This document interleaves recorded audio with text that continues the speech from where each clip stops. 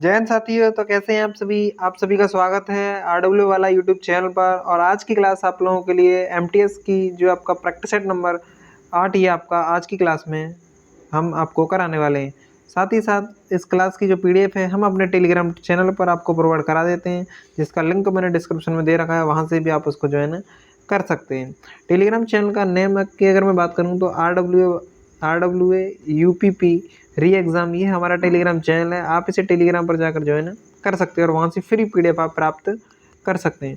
तो ज़्यादा समय नहीं लगाते हुए और स्टार्ट करते हैं आज की वीडियो। तो आज की क्लास में सबसे पहले हम प्रैक्टिस सेट नंबर जो 7 था आपका, उसके बारे में हम यहाँ पर चर्चा करने वाले हैं।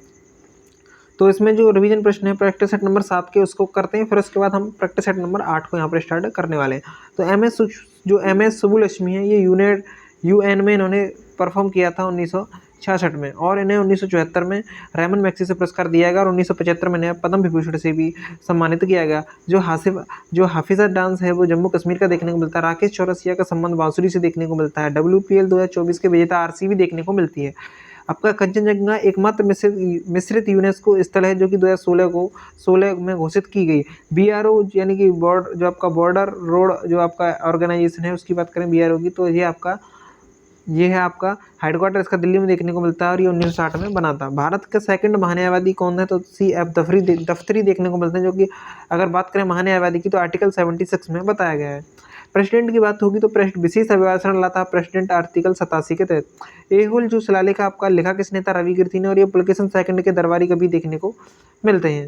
वही बात करें आपके अगले प्रश्न की तो 70वां जो नेशनल फिल्म अवार्ड है वो 2024 में बेस्ट हिंदी फिल्म के लिए इसे गुलमोहर को दिया गया है। तो अब यहाँ पर आपके जो रिवीजन प्रश्न है वो कंप्लीट हो चुके हैं और अब स्टार्ट हम आपको करने वाले हैं ये जो आपका प्रैक्टिस सेट नंबर 8 है उसके प्रश्न। तो जो भरतनाट्यम है उसका जो गुरु को क्या कहा जाता है, नट्टूवर कहा जाता है। ये 2000 वर्ष पुराना देखने को मिलता है। इसको 1910 में प्रतिबंधित किया गया था अंग्रेजों के द्वारा। तो बात करें अंग्रेजों के खिलाफ विद्रोह किसने किया था, तो ER स्वामी अय्यर ने यहाँ पर किया था। कृष्णा जो स्वामी अय्यर है, उन्होंने इन पर राजद्रोह का मुकदमा भी यहाँ पर चलाया गया था। बात करें आपके जो भरतनाट्यम है इसका पुनरुद्धार किसने किया था, रुक्मणी देवी रंडेल ने किया है। इन्होंने करा क्षेत्र से ही जुड़ी हुई हैं और इन्होंने कलाक्षेत्र फाउंडेशन चेन्नई में इन्होंने खोला था। अगला प्रश्न है आपका शिल्प जो दिकारम जो बुक है उसका वर्णन भरतनाट्यम में देखने को मिलता है और इसके जो लेखक हैं वो एलेंगो आदिगल देखने को मिलता है, जो कि तमिल भाषा में लिखी गई है। अगला जो आपका बुक है वो है आपकी अभिनय दर्पण, ये भी बुक है और ये आपका भरतनाट्यम से संबंधित है। इसके जो लेखक हैं वो नंदी केसवर देखने को मिलते हैं। भरतमुनि आपका नाट्य शास्त्र किसने लिखा है, तो भरतमुनि ने लिखा है। अगला प्रश्न है आपका जो भरतनाट्यम है वो 7 शैली में देखने को मिलता है और इसमें जिसकी 4 प्रमुख शैलियों की यहाँ पर हम चर्चा करने वाले हैं। तो आपका जो आपका पंडा नल्लूर शैली है, ये इसके जो फाउंडर है वो मीनाक्षी सुंदर पिल्लई देखने को मिलती है। तंजौर शैली में आपका तंजौर चातुस्क जो कि चेन्नई और पुणे देखने को मिलते हैं। और बाजूपुर शैली में आपका रमैया पिल्लई देखने को मिलती है। शिवानंदन और बड़ी बेलू देखने को मिलते हैं। कलाक्षेत्र शैली में आपका रुक्मणी देवी अंडेल यहाँ पर देखने को मिलती हैं। धमाल जो है फोक डांस आपका हरियाणा का देखने को मिलता है और हरियाणा का फाग भी हरियाणा का देखने को मिलता है। जो धीमसा है वो आंध्र प्रदेश का, बोनालू भी आपका आंध्र प्रदेश का देखने को मिलता है। अगला प्रश्न आपका टिप्पानी गुजरात का है। गरबा गुजरात का है। गरबी है, डांडिया है, पदर है और भवई है, सिद्धि धमाल, ये सभी के सभी गुजरात के देखने को मिलते हैं। जो गरबा है आपका, ये आपका नवीनतम साइट बना है यूनेस्को की, जो आपका अमूर्त सांस्कृतिक विरासत है उनमें आपका देखने को ये मिलता है। अगला प्रश्न पंडित मोहन शर्मा आपका तराना के बादशाह देखने को मिलते हैं, मेवाती घराने से संबंधित है। पटियाला घराना आपका दिल्ली घराने से संबंधित देखने को मिलता है। उसके फाउंडर फतेह अली खां देखने को मिलते हैं और इसके जो कलाकार हैं वो आपका बड़े गुलाम अली खां और बेगम अख्तर देखने को मिलते हैं। आगरा घराना की बात होगी तो इसके फाउंडर हाजी सुजान खां देखने को मिलते हैं और आपका फयाज खां, लतीफ़ खां इसके आपके जो कलाकार देखने को मिलते हैं। जो हाजी सुजान खां हैं वो तानसेन के दामाद देखने को मिलते हैं। अगला प्रश्न है आपका पॉइंट आपका सबसे पुराना घराना ग्वालियर घराना देखने को मिलता है। अगला प्रश्न है प्रश्न नंबर 4, कौन सी लोकगीत शैली है जो कि वेस्ट बंगाल, असम व बांग्लादेश के कुछ हिस्सों में लोकप्रिय देखने को मिलती है, वो भवैया। जो आपका रेखम पाड़ा है वो अरुणाचल प्रदेश की और रोप्पी भी आपका अरुणाचल प्रदेश की है। चालू आपका हरियाणा का है। वेस्ट बंगाल जो चित्रकारी के लिए अल्पना है और बेहुला यहाँ पर देखने को मिलता है। अगला प्रश्न आपका जो टप्पा जुगनी है ये पंजाब के हैं। दस्खतिया जो आपका उड़ीसा का है। पखंडा लोटी आपका राजस्थान का है। फगुड़ा चक्री और भागा गीत जो है आपका ये आपका जम्मू कश्मीर का। बोर गीत कहाँ का है, टोकरी जो है आपका असम की है। जिकिर भी आपका असम का देखने को मिलता है। नदी का दफ्फू ये भी आपका आंध्र प्रदेश का देखने को मिलता है। IPL के फाउंडर की बात करें तो ललित मोदी देखने को मिलते हैं। इसके पहले हेड और आयुक्त भी ललित मोदी देखने को मिलते हैं। वही बात करें आपका वर्तमान हेड कौन है, तो अरुण धूमल देखने को मिलते हैं। अगला प्रश्न है इंडियन प्रीमियर लीग स्टार्टिंग 2008 में हुई, विजेता राजस्थान रॉयल्स देखने को मिलता है, उप विजेता इसमें सीएसके रहा था। 2024 में 17 बार ये हुआ है आईपीएल और केकेआर इसमें विजेता रहा, सनराइजर्स हैदराबाद इसमें उप विजेता देखने को मिलती है। वही बात करें सीएसके ने आईपीएल को 5 बार जीता है और मुंबई इंडियंस ने भी लगातार तो नहीं जीते इन्होंने, अब 5 बार इन्होंने यहाँ पर जीते हैं। जगमोहन डालमिया की बात होगी तो आईसीसी इंटरनेशनल क्रिकेट काउंसिल के जो पहले हेड ये रहे हैं, और आईसीसी की जो स्थापना वो 1909 में आपका हेडक्वार्टर का मुंबई में दुबई में देखने को मिलता है। जो आपका बीसीसीआई की बात होगी तो ये आपका ये इंटरनेशनल क्रिकेट काउंसिल है आईसीसी, और ये आपका बीसीसीआई ये आप इसके जो हेडक्वार्टर वो आपको 1928 इसकी जो स्थापना वो 1928 में देखने को यहाँ पर मिलती है। आईसीसी और एसीसी यानी इसके जो हेड है वो जैसा देखने को यहाँ पर मिल जाते हैं। पहले मैच की बात होगी तो जो पहला मैच था वो आपका सीएसके और आरसीबी के बीच देखने को मिलता है, किसका 2024 का, यानी 2024 में जो आपके आईपीएल हुए हैं उसमें जो आपका पहला मैच है वो सीएसके ने जीता था, और पहला मैच आरसीबी और सीएसके के बीच होता है, चेन्नई स्टेडियम में होता है, चिदम्बरम स्टेडियम देखने को मिलता है। फाइनल मैच आपका केकेआर और सनराइजर्स हैदराबाद के बीच देखने को मिलता है। सर्वाधिक रन विराट कोहली ने बनाए 741 रन इस आईपीएल 2024 में बनाए हैं। सर्वाधिक जो विकेट हैं हर्षल पटेल ने 24 विकेट ली। सबसे मूल्यवान खिलाड़ी सुनील नारायण रहे। इमर्जिंग प्लेयर कौन है, उभरते हुए प्लेयर कौन रहे, तो नीतीश कुमार रेड्डी आपका सनराइजर्स हैदराबाद से देखने को मिलते हैं। सबसे महंगे खिलाड़ी मिशेल स्ट्रोक जो कि ऑस्ट्रेलिया के देखने को यहाँ पर मिल जाते हैं। बात करें आपका अगला प्रश्न नंबर 6 कि पहले पैरालंपिक खेल जो कि इटली में हुए 1960 में हुए, रोम में ये हुए थे, इटली रोम में ये हुए थे। इसके जनक है वो न्यूरोलॉजिस्ट देखने को मिलते हैं, और गोहमान यहाँ पर न्यूरोलॉजिस्ट हैं जो कि गोहमान है। अगर बात करें इंटरनेशनल पैरालंपिक समिति की बात होगी तो 22 सितंबर 1989 की बात होगी, बॉन जर्मनी में ये देखने को यहाँ पर मिल जाते हैं। एंड जो आपका इंडियन आपका पैरालंपिक समिति है ये 1992 में होती है। इसके जो पहले हेड है वो रत्न सिंह देखने को यहाँ पर मिल जाते हैं। वर्तमान हेड आपके देवेंद्र झाझरिया देखने को मिलते हैं जो कि राजस्थान के देखने को यहाँ पर मिल जाएंगे। 2024 में 17वें पैरालंपिक खेल खेले गए जिसमें आपका 7 गोल्ड भारत ने जीते, और टोटल आपका 39 इसको जोड़ लेते हैं यहाँ पर, ये कितना हो जाएगा आपका 16 और 13 की बात करते हैं तो ये आपका यहाँ पर 29 यहाँ पर हो जाता है। तो 29 गोल्ड भारत ने टोटल यहाँ पर जीते हैं। और पहली रैंक इसमें चाइना की रही है, और भारत की रैंक यहाँ पर 18वीं देखने को मिलती है। पहली महिला हेड पूछा जाए तो दीपा मलिक देखने को मिलते हैं, किसकी, तो पैरालंपिक में आपका देखने को यहाँ पर मिल जाती हैं। अगला वो है आपको जो इंडियन पैरालंपिक समिति है उसकी जो पहली हेड है वो कौन है, दीपा मलिक देखने को मिलती है। अगला प्रश्न नंबर 7 क्या कहता है आपका, तो ये है आपका जो 1945 में यूएनओ के चार्टर पर हस्ताक्षर 51 देशों ने किए थे, और यूएन की आधारभूत संधि इसको माना गया। 51वां देश इसमें पोलैंड रहा था, भारत इसमें शामिल रहा था 51 देशों में। और वहीं बात करें यूएनओ की स्थापना की तो 15 अक्टूबर 1945 में इसकी स्थापना यहाँ पर हो जाती है। अगला प्रश्न क्या कहता है, तो वो आपका 24 अक्टूबर 1945 में हेडक्वार्टर इसका न्यूयॉर्क में देखने को मिलता है, और इसमें जो अंग हैं और इंटरनेशनल कोर्ट है द हेग में देखने को मिलता है। यानी कि जो आपका यूएनओ है इसमें 6 अंग हैं, और इसमें से 5 अंग न्यूयॉर्क में देखने को मिलते हैं इसका हेडक्वार्टर, और एक अंग है जो कि आपका द हेग है, इसका जो इंटरनेशनल कोर्ट है इसका जो हेडक्वार्टर है वो द हेग में देखने को यहाँ पर मिल जाता है। यूएन का जो चार्टर है वो एक प्रस्तावना 111 अनुच्छेद और आपको 19 अध्याय इसमें देखने को यहाँ पर मिल जाएंगे, और 193 देश इससे शामिल देखने को मिलते हैं। श्रीलंका की सबसे ऊंची चोटी की बात होगी तो माउंट पेट्रो देखने को मिलती है। इसको पिदरुत तगलादिक के नाम से यहाँ पर जाना जाता है। भारत की जो हाईएस्ट पीक है वो K2 गॉडविन ऑस्टन देखने को मिलती है, पाक ऑक्यूपाइड क्षेत्र में ये देखने को मिल जाती है। सबसे लंबी नदी आपसे पूछे तो महावेली गंगा देखने को मिलती है। वहीं अगर बात करें आपके अगले प्रश्न की पॉइंट की तो नेशनल गेम्स जो वॉलीबॉल ये किसका है, तो नेपाल का है, और नेपाल का आपका पहले गिल्ली डंडा भी देखने को यहाँ पर मिल जाता है। और ये जो श्रीलंका का कौन सा है, तो वॉलीबॉल श्रीलंका का नेशनल गेम देखने को मिलता है। और नेपाल का क्या है, नेपाल का भी वॉलीबॉल है। पहले कौन सा था नेपाल का, तो गिल्ली डंडा देखने को यहाँ पर मिल जाएगा, पहला जो खेल था।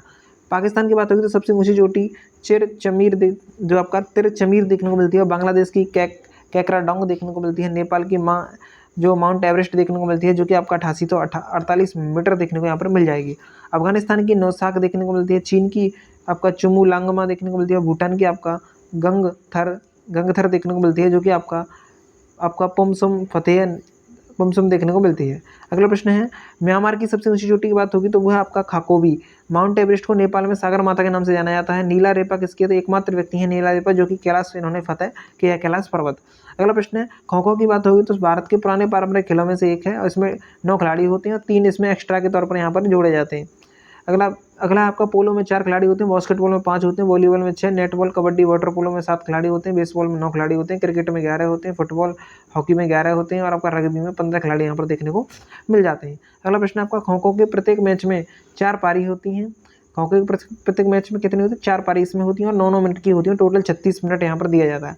पहली पारी के बाद ब्रेक होता है 5 मिनट का, दूसरी पारी के बाद आपका 9 मिनट का ब्रेक होता है, तीसरी चौथी के बाद आपका रेगुलर चलते हैं और ये बिना ब्रेक के यहाँ पर क्लियर हो जाती है।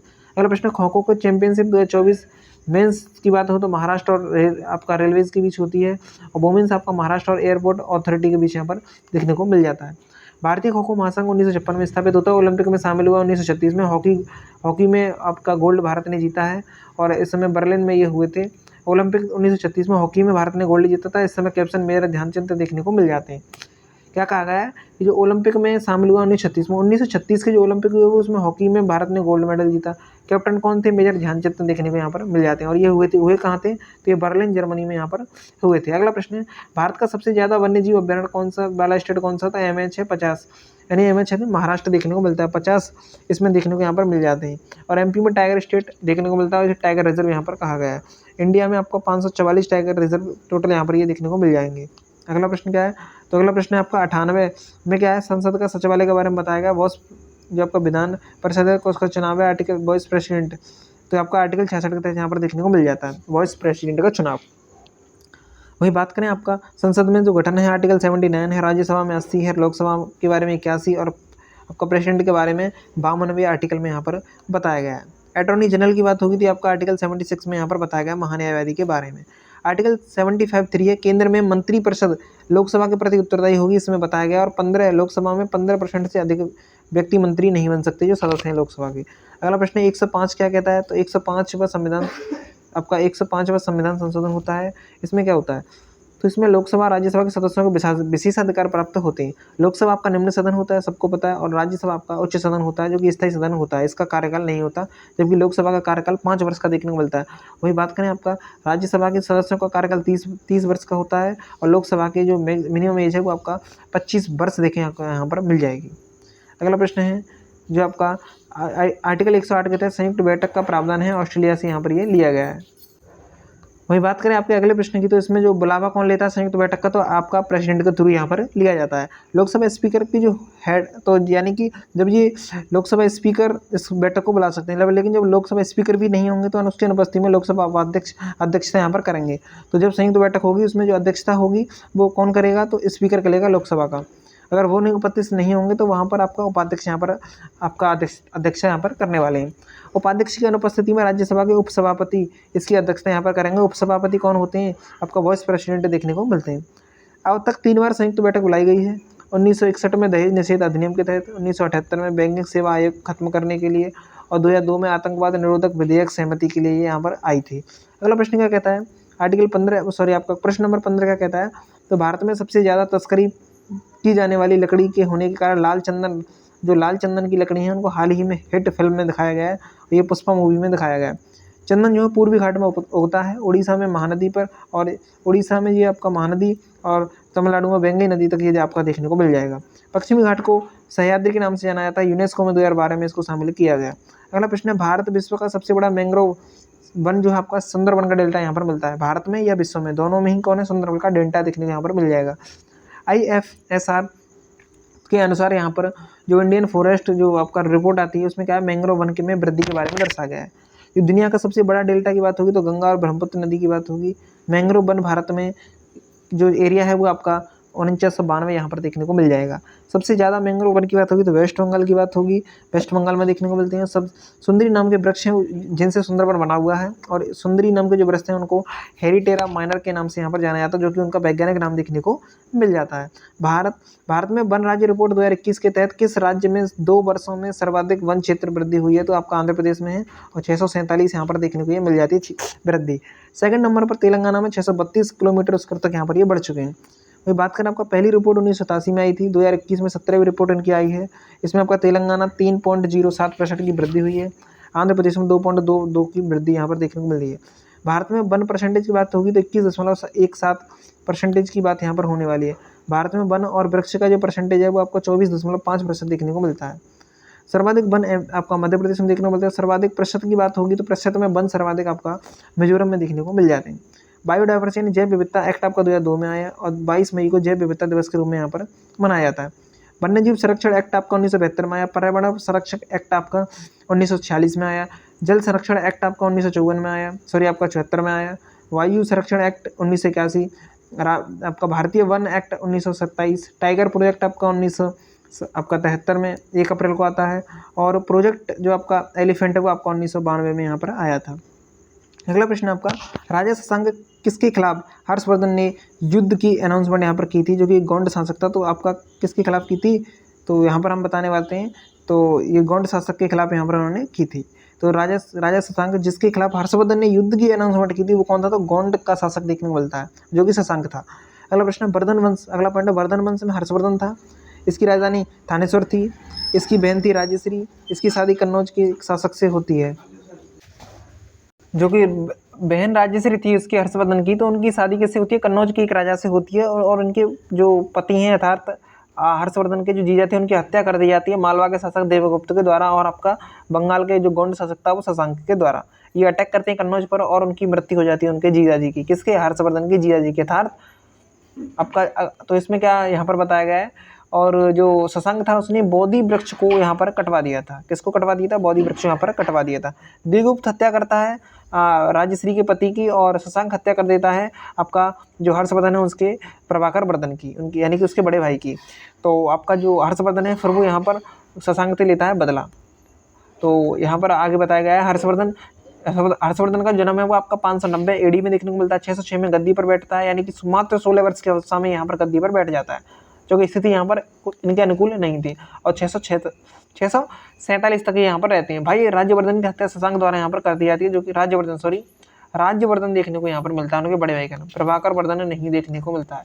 ये मैंने गलत बोल दिया था। अगला प्रश्न क्या कहता है, राजा हर्षवर्धन ने कन्नौज में ज्ञान का एक विशाल केंद्र स्थापित किया था जिसे भद्र विहार कहा जाता था। क्या कहा जाता था, भद्र विहार यहाँ पर कहा जाता था। कन्नौज के एक शासक थे हर्षवर्धन, जिनके दरबारी कवि बाणभट्ट द्वारा रचित जीवनी हर्षचरित किस भाषा में लिखी गई, तो संस्कृत में लिखी गई है। 3 भाग हैं इसमें, और इसमें जो दो यहाँ पर भाग देखने को मिलते हैं वो कादम्बरी और हर्षचरित देखने को मिलते हैं। हर्षचरित में आपको 5 भाग देखने यहाँ पर मिल जाएंगे। और जो हर्षवर्धन के 3 नाटक हैं, नागानंद, रत्नावली, प्रियदर्शिका, और तमिल साहित्य में जो शिल्पदिकारम है इसको नुपुर की कहानी के नाम से जाना जाता है। जो शिल्पदिकारम है, जो तमिल साहित्य में है शिल्पदिकारम, इसको नुपुर की कहानी के नाम से जाना जाता है। और आपका जो मणि मेखला है वो इसके जो रचनाकार है वो सतनार देखने को मिलता है। और शिल्पदिकारम है ये बौद्ध धर्म से संबंधित है। इसमें कन्नगी और राजा कन्नगी और उनकी पत्नी कोवलन के बारे में उनकी कहानी का वर्णन है। और जो शिल्पदिकारम है इसको जो लिखा था वो आपके एंग्ले आदिगल के द्वारा यहाँ पर लिखा गया है। हर्षवर्धन जब नर्मदा नदी पार कर रहा था उस समय क्या 618 की बात है, उस समय पुलकेशन सेकंड से युद्ध होता है और ये एहुल अभिलेख में इसकी जानकारी मिलती है और हर्षवर्धन हार जाता है। जो आपका मणि मेखलाई की बात होगी तो माधवी और कोवलन की बेटी की प्रेम कहानी का यहाँ पर वर्णन इसमें किया गया है। जो सबसे पुरानी तमिल पुस्तक है वो तो जो आपका तोल कप्पियम देखने को मिलती है, और इसके जो राइटर हैं वो तोल काप्पियर देखने को मिलते हैं। जो पहले तमिल संगम मदुरई में देखने को मिलता है, सेकंड आपका कपाटपुरम में देखने को मिलता है, और थर्ड आपका मदुरई में देखने को यहाँ पर मिल जाएगा। अगला प्रश्न है आपका, भौतिकी में शक्ति की जो परिभाषा है वो पावर है, वर्क अपॉन टाइम है, इसको 1 वाट के रूप में हम माना जाता है। बात करें आपका कार्य की तो कार्य बराबर होता है, F बराबर होता है वो बल इंटू यहाँ पर विस्थापन हो जाएगा। बल इंटू विस्थापन कितना, कार्य की, और यहाँ पर इसकी डायमेंशन दी गई है। बल का जो एक और होता है वो आपका बल का जो होता है वो होता है द्रव्यमान इंटू त्वरण, F बराबर m। अगला प्रश्न है, सदिश राशि कौन सी, आवेग है, बलागुण है, संवेग है, अदिश राशि कौन सी, ऊर्जा। जो आपका अपचयन है, अपचयन की क्रिया में क्या होता है, तो हाइड्रोजन का योग होता है और जो है O2 यानी कि ऑक्सीजन है उसका यहाँ पर निष्कासन होता है। ऑक्सीकरण किसका होता है, O2 का, O2 यानी कि आती है और जो हाइड्रोजन है वो आउट होती है, निष्कासन होती है अपचयन में। पैर की जो हड्डी है वो फिबुला है, वो पिंडली कहा जाता है। फीमर जांग में होती है, सबसे लंबी हड्डी है, 19.9 इंच की देखने को मिल जाती है। टिबिया घुटने की घंटी को आपका घुटने की हड्डी को कहा जाता है, किसको, हड्डी को। अगला प्रश्न क्या कहता है, पैरों में कुल हड्डी की बात होगी तो 60 देखने को मिलती है, यानी दोनों पैरों में 60 हड्डी होती है, एक में 30 होती है, एक में 30 होती है। यकृत क्या कार्य करता है, यकृत का कार्य ग्लाइकोजिनेसिस का कार्य करता है, यानी कि ग्लूकोज को ग्लाइकोजन में यहाँ पर बदलने का प्रयास ये यहाँ पर करता है। मानव शरीर की सबसे बड़ी ग्रंथि आपका यकृत है, पित्त रस उत्पादन करता है यकृत, ब्लड प्लाज्मा यानी प्रोटीन का निर्माण करता है यकृत, और एंजाइम को सक्रिय करने का काम करता है आपका अगला प्रश्न है, जो जीएसटी लागू हुई थी वो 1 जुलाई 2017 को होती है। 5 पेट्रोलियम उत्पादों को जीएसटी के दायरे से बाहर रखा है। कच्चा तेल, डीजल, पेट्रोल यानी एविएशन टर्बाइन फ्यूल जो है एटीएफ है, और आपका न्यूट्रल जो आपका नेचुरल गैस है उसको। जीएसटी की जो समिति थी वो विजय केलकर समिति देखने को मिल जाती है। डेबिट कार्ड और क्रेडिट कार्ड में अंतर क्या है? दोनों प्लास्टिक के हैं, बिल्कुल हैं। दोनों का 16 डिजिट की होती हैं, बिल्कुल होते हैं। और जो आपका डेबिट कार्ड है यानी कि जो एटीएम कार्ड है उसमें पिन होता है, इससे पैसे निकाले जा सकते हैं। और क्रेडिट कार्ड के थ्रू आप लोन लेकर ऋण लिया जाता है एक निश्चित सीमा तक, एक निश्चित समय तक बैंक के थ्रू। तो इसमें भी आपका 16 डिजिट यहाँ पर होते हैं। इसका सीसीबी, इसमें सीबीवी यहाँ पर इसमें एक डिजिट होती है जो कि तीन डिजिट का यहाँ पर देखने को मिलता है, जिसे कार्ड वेरिफिकेशन वैल्यू कहा जाता है। पिन की होगी तो पर्सनल आइडेंटिफिकेशन नंबर यहाँ पर देखने को मिल जाएगा। 2011 में जनगणना की बात होगी, सबसे कम साक्षरता दर यहाँ पर बिहार में देखने को मिलती है। तो 2011 की जनगणना के अनुसार सबसे कम साक्षरता दर की बात हो तो वो सबसे कम कहे तो आपका बिहार है। और सबसे कम के मामले में दूसरे नंबर पर कौन है? त्रिपुरा है, सेकंड नंबर पर। तो यानी कि सर जो ऑप्शन लाए थे बिहार नहीं लाए थे, सर का जो ऑप्शन था उसमें त्रिपुरा था। लेकिन अगर त्रिपुरा ऑप्शन में आता तो त्रिपुरा लगाना है, लेकिन और कम पर अगर देखा जाए तो बिहार में सबसे कम देखने को यहाँ पर मिल जाएगी। अगला प्रश्न है मिजोरम की। तो आपका मिजोरम में आपका जो साक्षरता दर है वो आपका तीसरे नंबर पर आ जाता है मिजोरम, और इसमें आपका 91.58% देखने को। केरला में आपका 94 देखने को मिलता है जो कि पहले नंबर पर आता है। और लक्षद्वीप आपका 92% यहाँ पर इसमें साक्षरता देखने को मिलती है और सेकंड नंबर पर आता है। सबसे कम साक्षरता बिहार में 61.8, और सबसे कम महिला साक्षरता बिहार में ही देखने को मिलती है और सेकंड नंबर पर राजस्थान आपका देखने को मिल जाता है। अगला प्रश्न है 24 मई 2024 को मोरियप्पन थंगावेलु ने विश्व पैरा एथलेटिक्स चैंपियनशिप मेडल में 2 गोल्ड जीता है और हाईएस्ट जंप इन्होंने की है, जो कि इंडिया में 6वीं रैंक यहाँ पर उन्होंने पाई है। इंडिया की 6वीं रैंक आई है। होस्ट जापान में हो रहे हैं, इसमें 6 गोल्ड मेडल जीते हैं, आपका 5 आपका सिल्वर है और 6 आपका ब्रॉन्ज मेडल जीते हैं। इसमें टोटल 17 मेडल भारत ने यहाँ पर जीते हैं। इसमें जो आपका सचिन खिलाड़ी हैं वो शॉटपुट से जुड़े हुए, उन्होंने गोल्ड जीता है। सुमित अभिनंदन ने भाला फेंक में जीता है, और एकता अभियान में वोमेन क्लब थ्रो में यहाँ पर जीता गया। दीप्ति दौड़ से संबंधित 400 मीटर, और सिमरन शर्मा 200 मीटर की दौड़ से यहाँ पर आई हैं। अगला प्रश्न है, केंद्रीय गृह मंत्री ने किस यूट्यूब में 5 नए जिले बनाने को अनाउंसमेंट किए? तो लद्दाख में पहले से 7 जिले हैं, अब नए जो हैं जास्कर, द्रास, साम, नुब्रा और चांगथांग यहाँ पर देखने को मिल जाएंगे। लद्दाख यूटी बना 31 मार्च 2019 को। इसके पहले उपराज्यपाल होंगे तो RK माथुर होंगे, और वर्तमान उपराज्यपाल होंगे तो आपका BD मिश्रा देखने को मिलते हैं। क्षेत्रफल सबसे बड़ा जिला लेह देखने को मिलता है, भारत का सबसे बड़ा जिला। रेमल चक्रवात का नामकरण ओमान के द्वारा किया गया, जिसकी कैपिटल मस्कट देखने को मिलती है। प्रभावित इसमें वेस्ट बंगाल आपका बांग्लादेश पर प्रभावित रहे हैं। मिचोंग चक्रवात अंडमान निकोबार नामकरण इसका म्यांमार के द्वारा किया गया, अंडमान निकोबार में ये देखने को यहाँ पर मिल जाएगा। बिपरजॉय जो आपका गुजरात, राजस्थान और महाराष्ट्र से प्रभावित होते हैं। जून 2023 में इसका नामकरण बांग्लादेश के द्वारा किया गया। तेज चक्रवात नामकरण भारत देखने को मिलता है, अरब सागर प्रभावित यहाँ पर हो जाता है। अगला प्रश्न है, अंतर्राष्ट्रीय क्रिकेट में 600 छक्के लगाने वाले दुनिया के पहले बल्लेबाज रोहित शर्मा बने हैं। 600 से अधिक छक्के लगाने वाले, तो 620 यहाँ पर सिक्स इन्होंने लगाए हैं। सेकंड में आपके क्रिस गेल आते हैं, 563 में सिक्स इन्होंने यहाँ पर लगाए हैं। ओडीआई में पहली रैंक आपका शायद अफरीदी की, इन्होंने 351 यहाँ पर आपका छक्के लगाए हैं। उनका निकनेम लाला देखने को यहाँ पर मिल जाएगा। अगला प्रश्न, सेकंड नंबर पर हो जाते हैं 331 छक्के इन्होंने ओडीआई में लगाए हैं। बुक इनकी आपका जो शायद अफरीदी की बुक है वो गेम चेंजर देखने को मिलती है। निकनेम स्कूटर है आपका। अगला प्रश्न है रोहित शर्मा का, अगर बात आपका कुछ भी नहीं, रोहित शर्मा को हम हिटमैन के नाम से यहाँ पर जानते हैं। अगला प्रश्न है, सेकंड भारतीय धोनी है, और थर्ड की बात होगी तो आपका रोहित शर्मा है। 205 इन्होंने T20 में यहाँ पर उन्होंने बनाए हैं। अगला प्रश्न क्या कहता है आपका, तो टेस्ट में सर्वाधिक 6 आपका बेन स्टोक्स के 131 हैं, और 6वें नंबर पर आते हैं वीरेंद्र सहवाग, जो कि पहले भारतीय देखने को मिलते हैं। अगला प्रश्न क्या कहता है, तो विश्व हाइड्रोजन सम्मेलन 2024 रॉटरडैम नीदरलैंड में देखने को मिलते हैं। 13 से 15 मई 2024 तक राष्ट्रीय हाइड्रोजन मिशन 4 जनवरी 2020 को लॉन्च किया गया, और इसमें PM के द्वारा इसको लॉन्च किया गया था। तो आज के यानी कि जो प्रैक्टिस सेट नंबर 8 है उसका जो हरित हाइड्रोजन सम्मेलन 2023 कहाँ आयोजित किया, ये आपका होमवर्क का प्रश्न है। इसको आप नेट से देखकर आप कर सकते हैं। तो thank you for watching video. अगर वीडियो पसंद आई तो लाइक शेयर कर दीजिएगा। तो मिलते हैं नेक्स्ट वीडियो में, जल्द आने वाली है नेक्स्ट वीडियो। तो थैंक यू।